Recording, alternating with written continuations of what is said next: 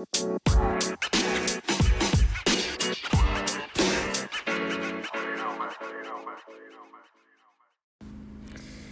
right. Welcome back. You made it back to the podcast. And today we're going to be talking a little bit more about side hustles as far as the side of Hangups. So on this podcast, on Game and Compute, we do talk about side hustles. We do talk about money and finance and, economic trends and things like that. But as far as Hangups are concerned, one thing that I notice more than almost anything, well, I'll say there are three things I notice. Now this is with myself and other people, but three things I notice the most that does not contribute to success. Now if you talk about online stores, for example, like three things that, doesn't create success. The first one would be not doing the research long enough, going with the motivation, the momentum, the hype, just picking any old thing, running a campaign on it, and then being like, oh, it didn't work, and then quitting, and then that's the end of story. Now that usually leads a person to spend a whole lot of money up front, not really budget, not really strategize, not think about how am I going to get through this month, the next month, what are the different stages going to look like, what are my expenses, tracking expenses and things, and then just rolling straight into a whole new, project that costs a lot of money and doesn't have a good return on investment at all, or just not tracking the returns and not really knowing exactly to the cent how much was spent and exactly to the cent how much was gained over exactly how much time, because then it's hard to replicate. And it's, when the momentum dies down, it's like, well, how am I going to just grind? How am I going to just, put my nose down into a project and just do it if I don't have an example of how it worked the first time. So that's one thing to consider. Another thing to consider is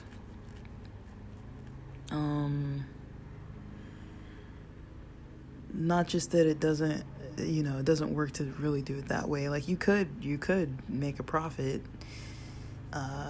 or it could seem like you have money coming in because there might be a big check every so often, but are you breaking even? Are you losing money? And if so, how much? Another thing that I notice is, people, this is one that I struggle with, is, getting the store up and running, but then, investing in the advertising end of things. That's one thing that, that can be a weakness of mine. Sometimes I'll build up a site, build up a store, get something going, it's running, it's got traffic, but, I'm not asking people to buy anything. I might not even have a product up on there.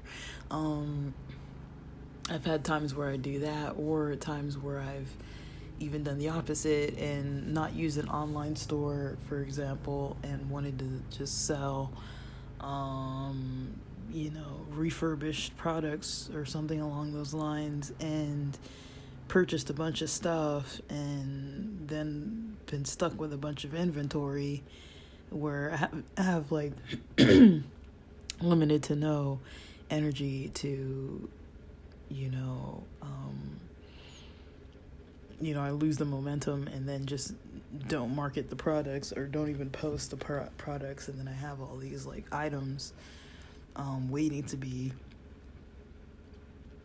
sold, just because I was excited about it. So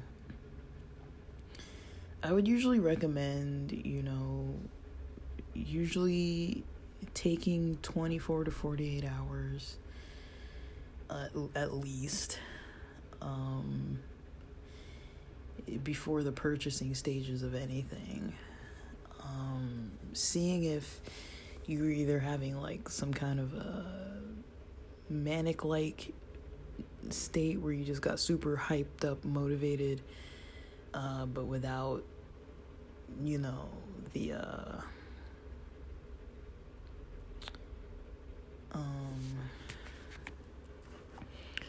like it's possible to get hyped up and motivated without the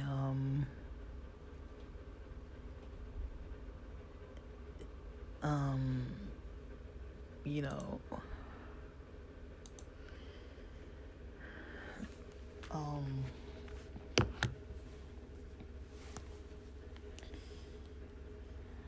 I guess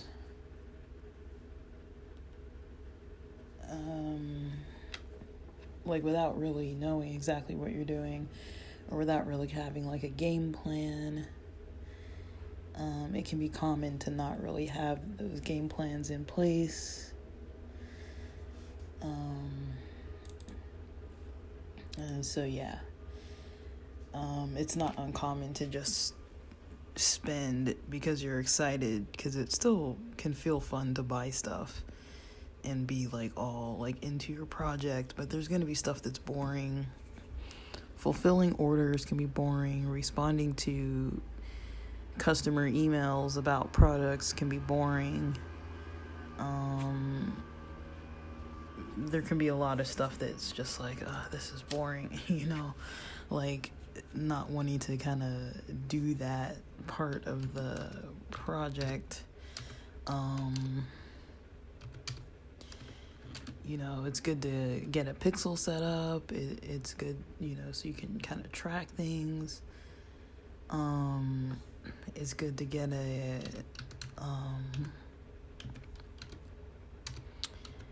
it's just good, get a pixel set up, get your website set up, get your tracking set up, get your email list availability set up, get it all set up.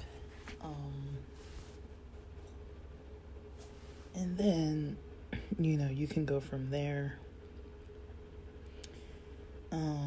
Instead of, just going with feeling super excited and happy and like, there's nothing wrong with that, but it can lead to poor decision making. Now, sometimes if you don't have that problem, if you don't have the issue of like impulsive spending, impulsivity with projects and things where you get all hyped up about something and then you're like, I'm literally only doing this because I'm hyped about it right now. Am I gonna really want to execute the rest of this project next in the next day, in the next week, in the next month? Am I gonna want to follow through with all this stuff? And if it might be an issue, maybe choosing something quicker that you can do in a day, like eBay, or choosing something quicker that you can do, to meet the way that your energy kind of flows. Worst case scenario, if you have energy dips and you have motivation dips, and you get a project that looks legit and you think you found a good niche and you got a store open, and then it's like spend all this money on all this stuff and then you just don't execute. That's worst case scenario. You don't want that for yourself, because you're not gonna, you very likely might not be successful. Now, if you have a store that, you have software that automatically fulfills the orders and, it, takes from these websites, so you're not like manually having to enter the shipping label times and all, all the like tracking details, and, you're not manually having to enter any of this stuff. If some of it can get automated at a minimal expense, mind you, but if some of that stuff like the shipping, the fulfillment of orders being like shipped on time, the items getting purchased through a different party's website and then shipped out to the buyer and all that kind of stuff. If that's automated, that's going to be a whole lot less effort than, having to wake up. If you're getting like 30 orders a day and then having to fulfill your orders every day, that's going to be a little bit rough. And especially if you don't have capital, you want to make sure if you do get into a point where you're getting a whole bunch of orders, you can fulfill the orders instead of being like, oh, sorry, like, my company ran out of money. I don't have any money to, because drop shipping requires them to pay first for you to buy the item at a lower price. But depending what platform you're using, sometimes the payout isn't all the money. Sometimes only the shipping clears, and then you still have to come out of pocket. And so just keeping that in mind, that, it could help to post inventory on your item, depending what kind of store you open, like with the amount, post the amount that you actually have, post the amount that you're actually using. Does that make sense? Like posting the amount that you actually, like say if you can only afford 10 items because, you spent $375 already, and when a customer purchases from your website, if you're not already, allowed to get access to that money to buy the cheaper item to resell to them, if that's not an option, then you might want to put on your website how many items are available, so that if people are on your website and you're like, oh, there's only 15 items available, and then they see that number decreasing, it's going to decrease. If you say you only have 10 items available, 9 items available, then people buy them all up, then that means until you post that there's more items available, they can't be making purchases, which could, be detrimental, but also it could be purposeful. Like it could actually help you in the long run to not have bad reviews of people just being like, it was late, or it never got here, or it took forever, because you don't have the capital to really spend on the expenses of the actual inventory. So those are things to keep in mind.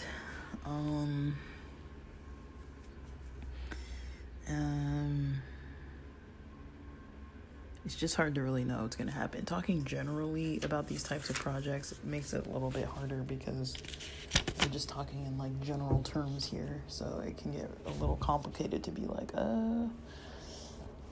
this is kind of just generally what's going on. But yeah. But that's it for now, and thanks for listening.